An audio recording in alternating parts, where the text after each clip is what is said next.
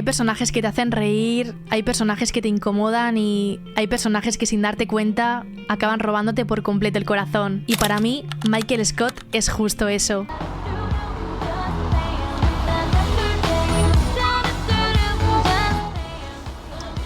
It's Britney, bitch. Porque cuando empiezas The Office, Michael no cae bien. De hecho, creo que esa es una de las primeras cosas que llama la atención del personaje. Es torpe, es egoísta, mete la pata constantemente, quiere caerle bien a todo el mundo y precisamente por eso termina haciendo daño casi todo el tiempo. Are rocking the sales team. I feel very blessed.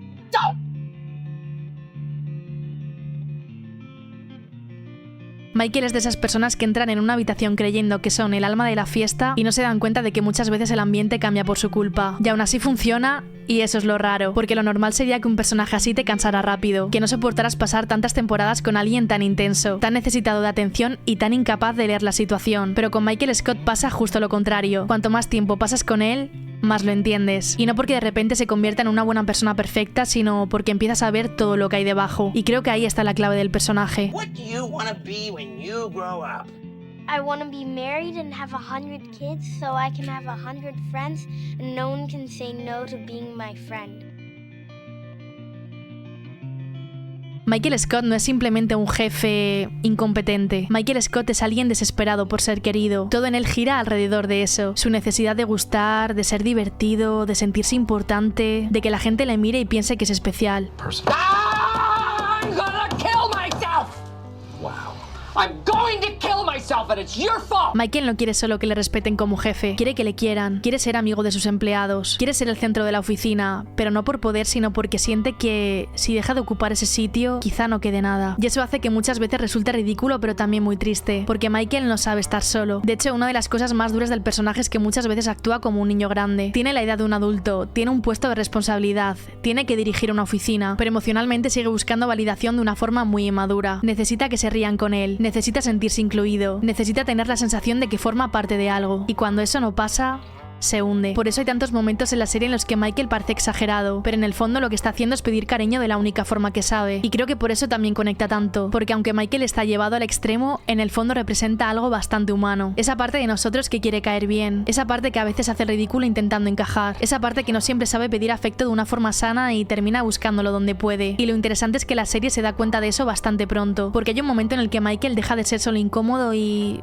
empieza a ser alguien que puedes entender, y eso se nota en detalles muy pequeños. Por ejemplo, en el capítulo Office Olympics, cuando Michael recibe esa medalla y por un momento deja de hacer forzar su papel, porque no está intentando hacer un chiste ni está buscando atención, simplemente está emocionado. Y ahí entiendes algo, que Michael no es alguien que quiera hacer daño, es alguien que muchas veces no sabe hacerlo mejor, y a partir de ese punto ya no lo ves igual. Sigues viendo sus errores, claro, sigue siendo invasivo, incómodo, irresponsable y muchas veces insoportable, pero ya no lo ves como alguien del que reírte sin más. Empiezas a verlo como alguien que está bastante solo, como alguien que ha construido casi toda su identidad alrededor del trabajo, porque fuera de ahí no tiene demasiado. Michael convierte la oficina en su casa porque en muchos sentidos lo es. Allí tiene una rutina, una posición, gente a la que ver cada día, relaciones que, aunque estén llenas de caos, le hacen sentir acompañado. Por eso Michael vive cada conflicto como si fuera algo personal, porque para él Dunder Mifflin nunca fue solo un trabajo, fue su forma de sentirse parte de una familia. Y esto explica muchísimas cosas de su relación con el resto. Con Jim, por ejemplo, tiene una relación rarísima, porque Jim le desespera y a la vez Michael admira muchísimo que Jim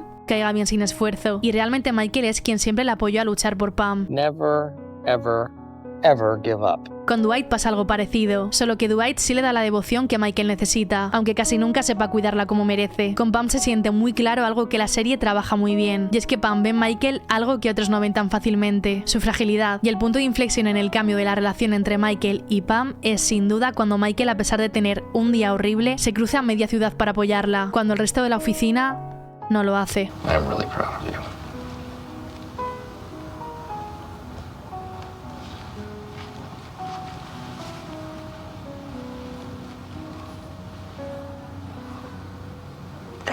Por eso funcionan también los pequeños momentos donde Michael baja la guardia, porque ahí es donde aparece el personaje de verdad, no el jefe que quiere hacer chistes, no el hombre que necesita llamar la atención, sino la persona que, en el fondo, solo quiere que su vida signifique algo para alguien. Y creo que una de las decisiones más inteligentes de la serie fue no intentar cambiarlo del todo, porque Michael mejora, sí, pero no deja de ser Michael. Sigue teniendo impulsos absurdos, sigue cometiendo errores enormes y sigue diciendo cosas que no debería. Pero a medida que avanza la serie, también aprende a querer mejor. Aprende, aunque tarde, a mirar un poco más allá de sí mismo. Y ahí es donde entra Holly, porque si hay algo que cambia de verdad la historia de Michael Scott, es Holly Flax. Con Holly pasa algo muy importante. Por primera vez, Michael no tiene que forzar tanto las cosas. No tiene que estar constantemente intentando caer bien o hacer reír. Con ella, simplemente encaja, y eso es clave. Acting! Acting! Acting! Love it. Yeah. Porque durante años Michael había confundido el amor con sentirse aceptado a toda costa. Pero con Holly no va de eso, va de sentirse visto. Holly no la aguanta a pesar de cómo es, sino que Holly le quiere por cómo es. Y eso cambia completamente la forma en la que vemos a Michael, porque de repente entiendes que toda esa búsqueda tan caótica que llevaba dentro no era solo inmadurez. También era una necesidad real de encontrar un sitio donde poder ser él mismo sin estar en tensión constante. Por eso su salida en la temporada 7 duele tanto. No duele solo porque se vaya un personaje importante, duele porque por primera vez, Michael realmente está eligiendo algo que está fuera de la oficina. Porque si Michael había pasado 7 temporadas tratando la oficina como su familia, su despedida funciona precisamente porque por fin entiende que su vida no puede quedarse ahí para siempre. Su familia ya no es solo Dunder Mifflin. Su vida ya no gira alrededor de ese espacio y eso se nota en cómo se despide. Porque Michael va cerrando etapas, regalando cosas, teniendo pequeños momentos con cada uno, como si necesitara ordenar emocionalmente todo lo que ha vivido antes de irse. Porque durante toda la serie había tratado la oficina como su familia, pero en ese momento entiende que su vida no puede quedarse solo en ese sitio, que ahora hay algo más importante. You know what I think we should do? I think we should just save the goodbyes for tomorrow. At lunch. Oh. Okay. And then tomorrow, I can tell you what a great boss you turned out to be. Best boss I ever had. Y eso se ve muy claro en el momento del aeropuerto con Pam, porque no necesitas escuchar lo que se dicen.